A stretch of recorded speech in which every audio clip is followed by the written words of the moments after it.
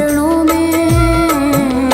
हे गुरुदेव प्रणाम आपके चरणों में, सारे तीर्थ धाम आपके चरणों में। हे गुरुदेव प्रणाम आपके चरणों में।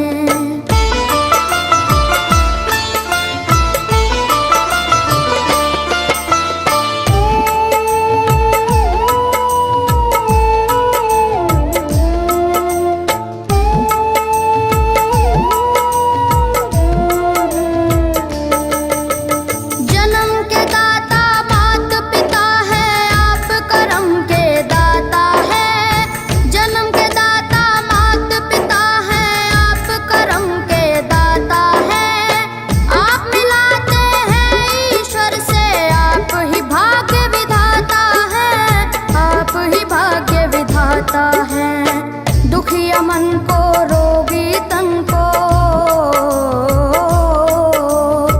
दुखिया मन को रोगी तन को मिलता है आराम आपके चरणों में।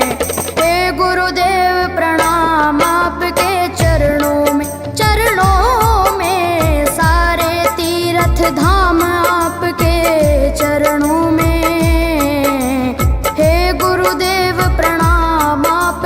चरणों में।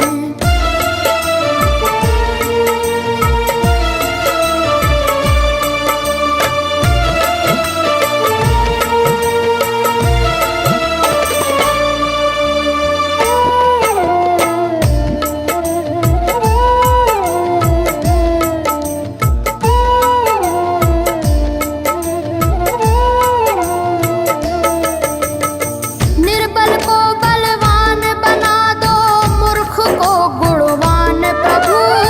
निर्बल को बलवान बना दो, मूर्ख को गुणवान प्रभु। देव कमल और बंसी को भी ज्ञान का दो वरदान प्रभु, ज्ञान का दो वरदान प्रभु। हे महादानी हे महाज्ञानी, हे महादानी हे महाज्ञानी, रहूं मैं सुबह हो शाम आपके चरणों में। हे गुरुदेव प्रणाम आपके चरणों में। चरणों में सारे तीर्थ धाम आपके चरणों में। हे गुरुदेव प्रणाम आपके चरणों में। करता करे न कर सके, पर गुरु करे सब होए। सातों दीपानों खंड में गुरु से बड़ा न कोई, गुरु से बड़ा न कोई, प्यारे गुरु से बड़ा न कोई। मैं तो सात समुद्र की मसी करूं, लेखन सब बन गए राय। सब धरती कागज करूं, पर गुरु गुण लिखा न जाए, प्यारे गुरु गुण लिखा न जाए। सारे तीर्थ धाम आपके चरणों में। हे गुरुदेव प्रणाम आपके चरणों में। चरणों में सारे तीर्थ धाम आपके चरणों में। हे गुरुदेव प्रणाम आपके चरणों में। मेरे बाबा है, मेरे बाबा, मेरे बाबा, मेरे बाबा,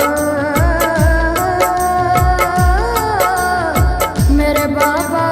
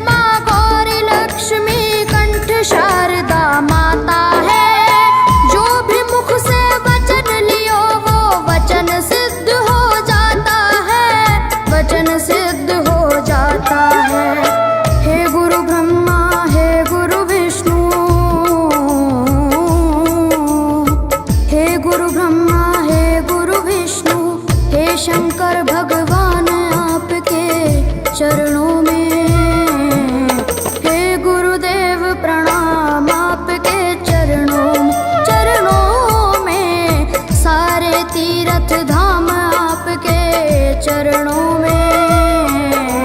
हे गुरुदेव प्रणाम आपके चरणों में।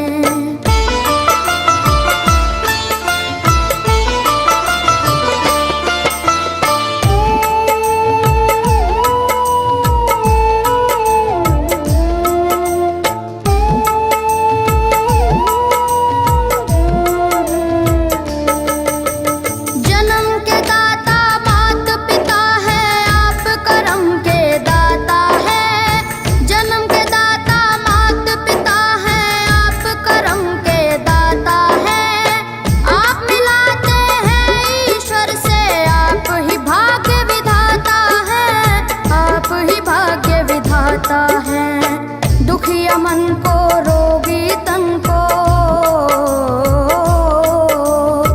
दुखिया मन को रोगी तन को मिलता है आराम आपके चरणों में।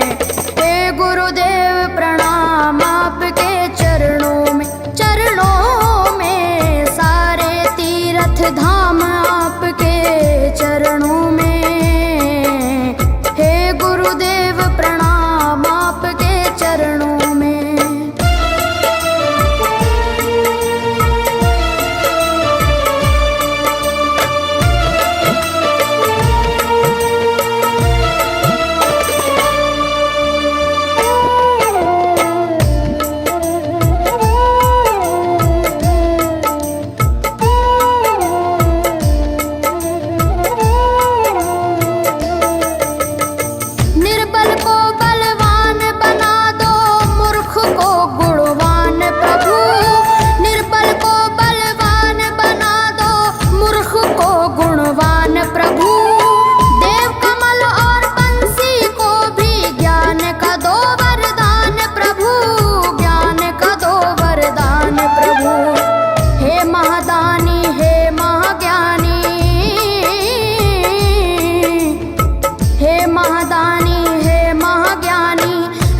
सुबह हो शाम आपके चरणों में।